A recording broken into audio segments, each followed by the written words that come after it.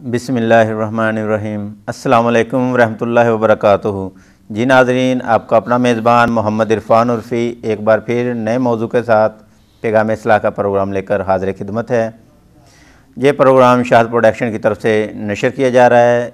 आज हमारे साथ मौजूद हैं पाकिस्तान के मशहूर व मरूफ दानश्वर और मजहबी स्कॉलर GM अब्दुल्ला साहब। जी, हमारा आज का मौजू है मुसलमान मुत्तहिद क्यों नहीं है। अस्सलाम वालेकुम रहमतुल्लाहि व बरकातुहू। वालेकुम अस्सलाम व रहमतुल्लाहि व बरकातुहू। अब्दुल्ला साहब, अब ये बताइएगा कि मुसलमान आखिर मुत्तहिद क्यों नहीं। उर्फ़ी साहब, बहुत ही वक्त की मुनासबत के साथ आपने सवाल किया कि मुसलमान मुत्तहिद क्यों नहीं।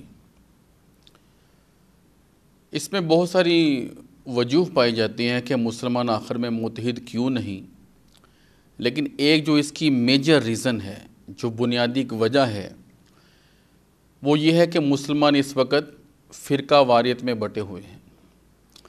जब तक मुसलमान आपस में किसी एक प्लेटफॉर्म पे इकट्ठे नहीं होंगे, इनमें इत्तेहाद पैदा नहीं होगा, तो फिर इनके ईमान की कमज़ोरी भी होगी, इनके इत्तेहाद की कमज़ोरी भी होगी और इनकी तंजीम की कमज़ोरी भी होगी।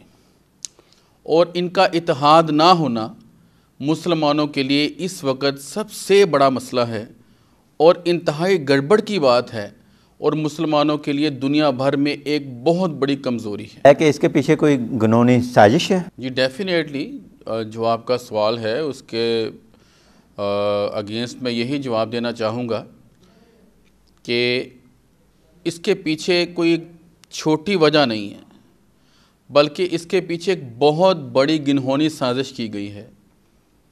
जब कुफ़ार ने देखा कि मुसलमानों को हम कहीं भी किसी भी वक्त किसी भी जगह पर शिकस्त देने में हमेशा के लिए नाकाम रहे हैं, तो उन्होंने एक स्ट्रैटेजी बनाई, एक हिकमत अमली डिज़ाइन की, और उन्होंने हमें परखा कि मुसलमानों के अंदर ऐसी क्या चीज़ मजबूती के साथ पाई जाती है कि जो मुसलमान कहीं भी किसी भी जगह पर किसी भी वक्त पर शिकस्त नहीं खाते, बल्कि हमेशा एक बहादुर और एक बाहिम्मत मुसलमान जो है उभर कर सामने आता है।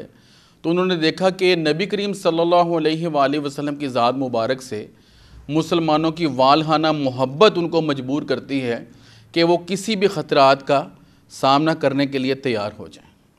और जब उन्होंने देखा कि नबी करीम सल्लल्लाहु अलैहि वसल्लम की ज़ात मुबारक की जो मोहब्बत है, अगर मुसलमानों के दिलों से निकाल दी जाए तो फिर ये कमज़ोर हो सकते हैं, तो उन्होंने फिर हम मुसलमानों ही में से कुछ अयाश किस्म के लेकिन पढ़े लिखे उलमा लोगों का इंतखाब किया और उनको दुनियावी लालच की, दुनियावी नेमतों की लालच दी, पैसे की लालच दी, जायदादों की लालच दी, बड़ी हिकमत अमली के साथ उनको अपना बनाया और उनको कहा कि ये मत डिक्लेयर करें कि आप हमारे साथ मिले हैं, बल्कि आप एक मजहबी और इस्लामी स्कॉलर ही बने रहें, लेकिन जो बात हम कहते हैं आप वो मुसलमानों में फैला दें, आप नबी करीम सल्लल्लाहु अलैहि वसल्लम की ज़ात को मुतनाज़ा बना दें।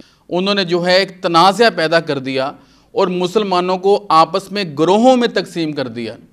कोई किसी को मुशरिक कहने लग गया, कोई किसी को काफिर कहने लग गया, हालांकि मुसलमान अपना भूला हुआ सबक भूल चुके कि जब हम मुत्तहिद थे तो हमें दुनिया की कोई ताकत शिकस्त नहीं दे सकती थी, लेकिन जब हम तकसीम हो गए तो हमें कोई भी किसी भी मुकाम पर किसी भी वक्त जो है हमें वो शिकस्त का सामना जो है हमें करना पड़ सकता। अब्दुल्ला साहब, अब ये बताइएगा कि इन फ़िरका वारियत की तकसीम से किन किन मुश्किलात का सामना दरपेश है। जी उर्फ़ी साहब, जैसा कि आपने सवाल किया कि ये जो तकसीम की वजह से मुश्किलात दरपेश हैं, इनसे निजात कैसे मुमकिन है, तो मेरे भाई, जब भी कोई इंसान बीमार होता है ना, या कोई परेशान होता है या कोई मुसीबत में मुब्तला होता है, तो उसकी उस परेशानी को, बीमारी को, तकलीफ़ को दूर करने के लिए उसकी बुनियादी वजह को तलाश किया जाता है कि आखिर ये मामला किस वजह से पैदा हुआ।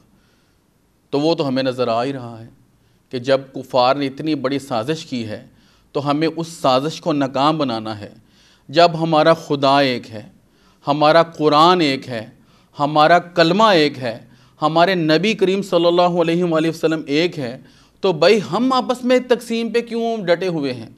जब हम अल्लाह और उसके रसूल की पैरवी करने लग जाएंगे, अल्लाह ताला कुरान पाक में फरमाता है कि अल्लाह की रस्सी को मजबूती से थामे रखो और तफरके में मत पड़ो। तो ये जो इख्तलाफात हैं इस तरह के, जैसे कि मैंने पहले बयान किए हैं, ये उलमा के इख्तलाफात है, अवामुन नास का तो इनसे ताल्लुक़ ही नहीं है। तो अगर हम चाहते हैं कि हम इस साजिश को नाकाम बनाएं तो हमें भाई एक दूसरे की इज़्ज़त दिल में पैदा करनी होगी। एक परचम के नीचे, जो हमारा परचम इस्लाम है, उसके नीचे जमा होना होगा और हमें एक दूसरे के काम आना होगा, रवादारी के साथ हुस्न सलूक करना होगा। तो इंशाअल्लाह जब दोबारा मुसलमान मुत्हिद हो जाएंगे तो इंशाअल्लाह दोबारा एक बावकार मुसलमान दुनिया के सामने उभर कर सामने आएगा और इंशाअल्लाह किसी काफिर का हम पर जंग मुसल्लत करने का इरादा तो बड़ी दूर, वो अपनी गंदी और मैली नज़रें भी हमारी तरफ उठाकर नहीं देख सकता। जी अब्दुल्ला साहब, मुसलमानों को आप इस्लाम के परचम के साए तले लाने के लिए क्या पैगाम देना चाहेंगे कि सब मुसलमान एक हो जाएं? जी मैं बस यही पैगाम देना चाहूँगा कि जो परचम इस्लाम है, जो मुहम्मदुर रसूलुल्लाह सल्लल्लाहु अलैहि वसल्लम का परचम है, जो कुरान का परचम है, जो इस्लाम का परचम है, खुदारा अपने सब इख्तलाफात को भुलाकर इस एक परचम के नीचे जमा हो जाओ। जब हम जमा हो जाएंगे, एक दूसरे के साथ रवादारी से पेश आएंगे, एक दूसरे की इज़्ज़त करेंगे, एक दूसरे की तकलीफ़ को दूर करने के लिए कोशा हो जाएंगे, तो इंशाअल्लाह ताला दुनिया में एक बावकार शख्सियत के साथ मुसलमान उभर कर सामने भी आएगा। और दुनिया की खुदा की कसम खाकर कहता हूँ कि किसी में इतनी हिम्मत ना होगी कि वो मुसलमानों पर जंग मुसल्लत करना तो बहुत दूर की बात, मुसलमानों की तरफ मैली नज़र भी उठाकर नहीं देख सकता। जी नाज़रीन, इसके साथ ही हमारा आज का प्रोग्राम ख़त्म होता है। इंशाअल्लाहुल अज़ीज़ नए मौजू के साथ पैगाम इस्लाह का प्रोग्राम लेकर दोबारा हाज़िर खिदमत होंगे। तब तक के लिए अपने मेज़बान मोहम्मद इरफान उर्फ़ी को इजाज़त दीजिए। अल्लाह निगहबान।